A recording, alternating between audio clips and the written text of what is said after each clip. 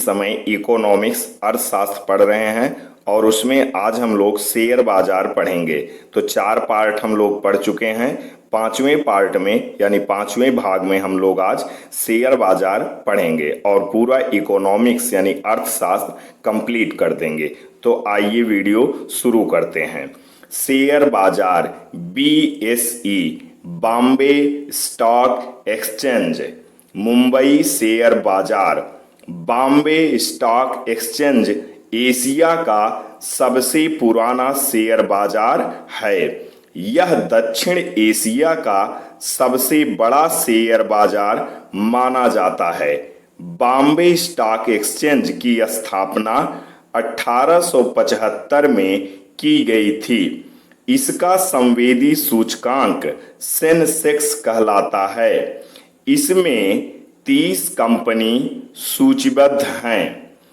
BOLT bolt, Bombay online trading, यह Bombay stock exchange द्वारा शुरू की गई एक प्रणाली है।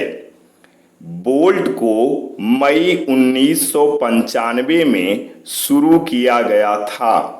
इस प्रणाली के द्वारा घर बैठे ही शेयर खरीदे या बेचे जा सकते हैं। बॉम्बे स्टॉक एक्सचेंज को दलाल स्ट्रीट भी कहा जाता है। NSE नेशनल स्टॉक एक्सचेंज, राष्ट्रीय शेयर बाजार, NSE की स्थापना फेरवानी समिति की सिफारिश पर 1991 में की गई थी। इसका मुख्यालय मुंबई में है, लेकिन इसका बाजार दिल्ली में स्थित है। इसका संवेदी शेयर बाजार या सूचकांक निफ्टी कहलाता है। इसमें 50 कंपनी सूचीबद्ध है। Dots, Delhi online trading system, dots की शुरुआत सर्वप्रथम 1996 से किया गया था। SEBI, stock exchange board of India, भारतीय प्रतिभूति एवं विनिमय बोर्ड। सेबी की स्थापना नरसिम्हन समिति की सिफारिश पर 30 जनवरी 1992 को की गई थी। सेबी का प्रबंधन 6 सदस्यीय बोर्ड करता है। सेबी के कार्य शेयर बाजार को नियंत्रित करना, निवेशकों के हित की रक्षा करना, दलालों का पंजीकरण तथा नियमन करना, म्यूचुअल फंडों का गठन व निगरानी करना। शेयर बाजार व देश: Dow Jones New York, Nikkei Tokyo, मिडडेक्स जर्मनी, निक्की 225 जापान, माइसेक्स रूस। भारत में इस समय 24 मान्यता प्राप्त स्टॉक एक्सचेंज है। 24वां मान्यता प्राप्त स्टॉक एक्सचेंज तिरुवनंतपुरम, केरल में खोला गया है। इसे कैपिटल स्टॉक एक्सचेंज कहा जाता है।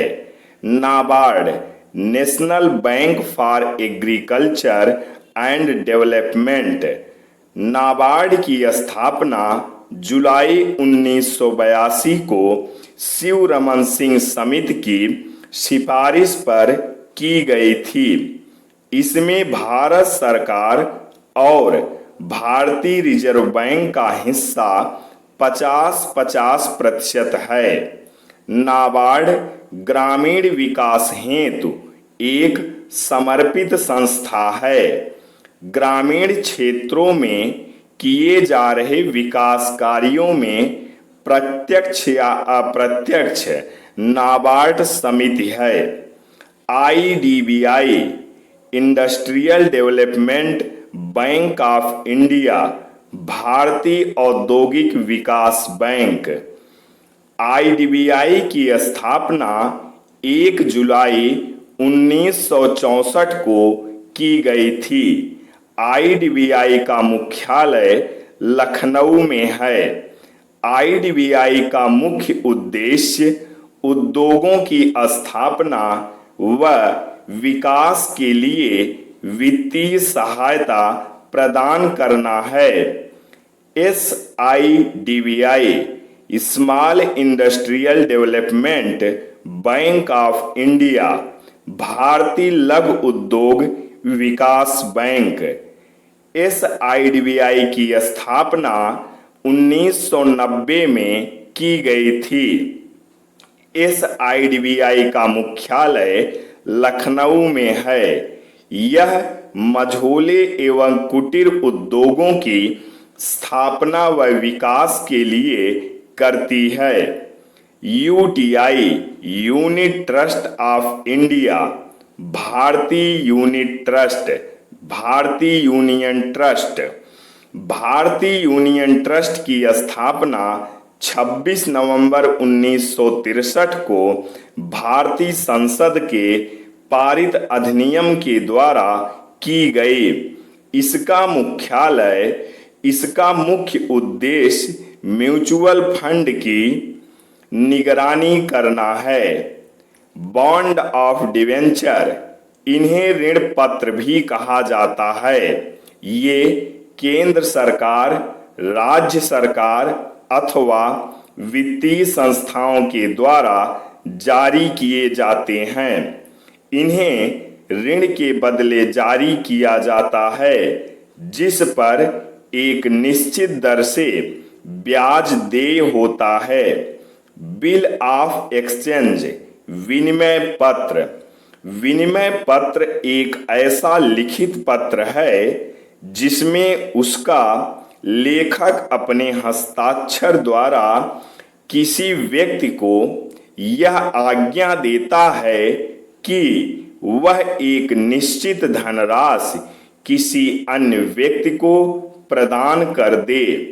ब्लू चीफ, ऐसी कंपनी जो आर्थिक रूप से सशक्त होती है, जिन्हें सहायता की आवश्यकता नहीं हो, वह ब्लू चीफ कहलाती है।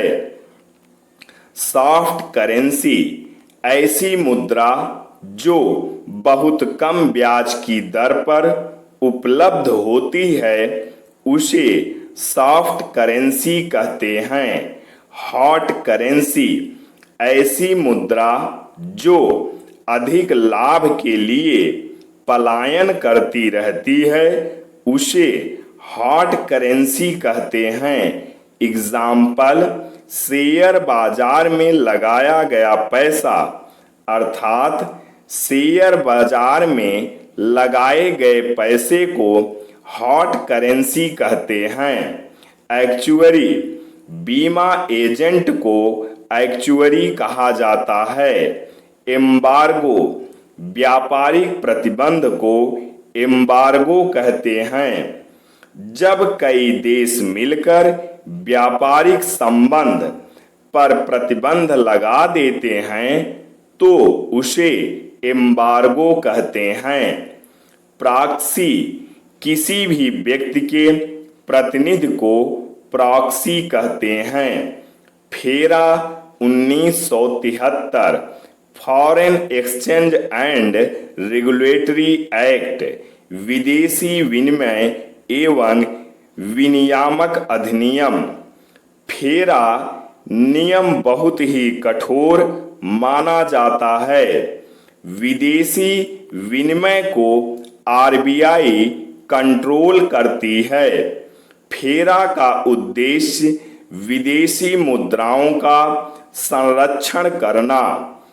फेरा सन 2000 में बंद कर दिया गया। FEMA 2 December 1999, foreign exchange and management act.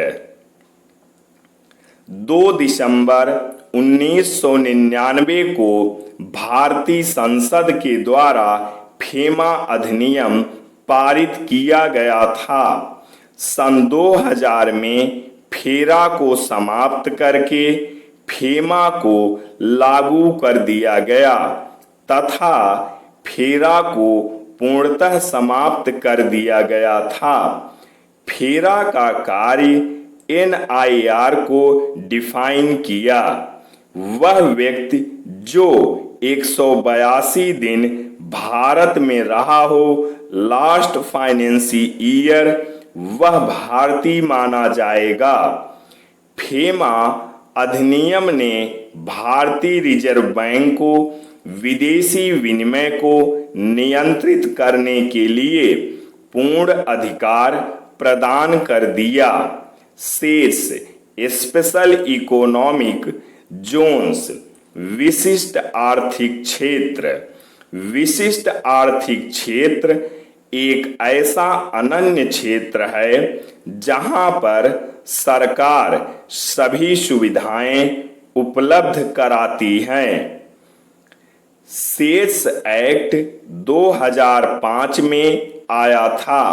Cess act 2 फरवरी 2006 से प्रभावी हुआ था, अर्थात 2 फरवरी 2006 से इंडिया में लागू हुआ था।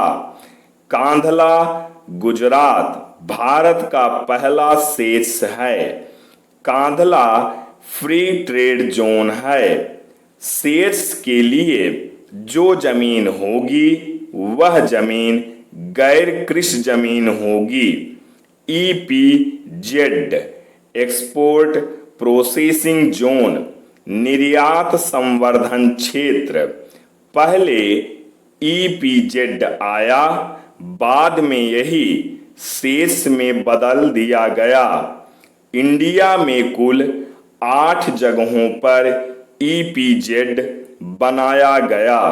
यही 8 EPZ सेस में परिवर्तित कर दिया गया। 8 EPZ और उनके स्थान कांधला गुजरात, सांतराकुज मुंबई, फाल्टा पश्चिम बंगाल, नोएडा उत्तर प्रदेश, कोच्चि केरला, चेन्नई तमिलनाडु, विशाखापट्टनम आंध्र प्रदेश, कर्नाटक बेलगांव। अब यहाँ से आपका सिलेबस कंप्लीट हुआ विद्यार्थियों। इसमें महत्वपूर्ण बातें ही सिर्फ बताई गई हैं एक नोट्स के तौर पर, जो कि आप पढ़कर IAS, PCS, ROARO, UP police all one day exam आप दे सकते हैं। अब इसके बाद से यहाँ पर थॉट्स लिखे गए हैं जो आप पढ़कर थॉट्स का आनंद ले सकते हैं और ये आपके विद्यार्थी जीवन के लिए बहुत ही महत्वपूर्ण थॉट्स लिखे गए हैं। मेरी हर फाइल में शुरू के 4 पेज और आखिरी के 4, 5 या किसी में 6 पेज, किसी में 10 पेज आप मोटिवेशनल बातें पाएंगे जो कि हर विद्यार्थी को अवश्य पढ़ना चाहिए, क्योंकि विद्यार्थी जीवन कैसा होना चाहिए ये सारी बातें इन थॉट्स के माध्यम से मैं आप लोगों के सामने पेश करने की कोशिश किया हूं। तो आप सब लोग इसको स्टॉप करके वीडियो को आप इन सब को पढ़ सकते हैं और अपने जीवन में कई बदलाव ला सकते हैं, कुछ नई चीजें सीख सकते हैं।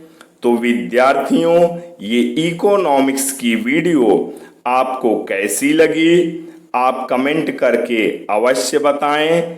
मैं जल्द ही आपके सामने बारी बारी से अपनी सारी फाइलों को आपके सामने पेश करूंगा।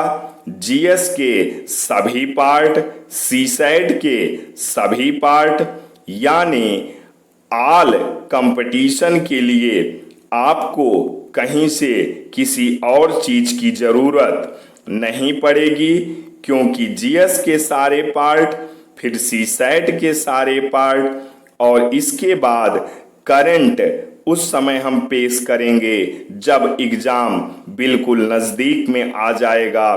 तो अब यहां पर जाकर आपकी फाइल समाप्त होती है। तो ये था संपूर्ण इकोनॉमिक्स।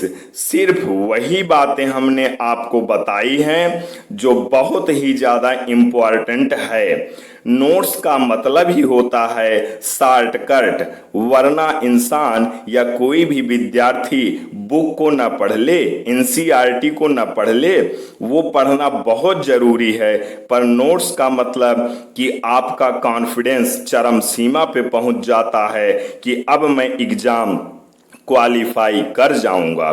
तो विद्यार्थियों, अगर ये वीडियो अच्छी लगी हो तो आप ऐसी ही वीडियो पाने के लिए चैनल को सब्सक्राइब करना ना भूलें। आर्यावर्त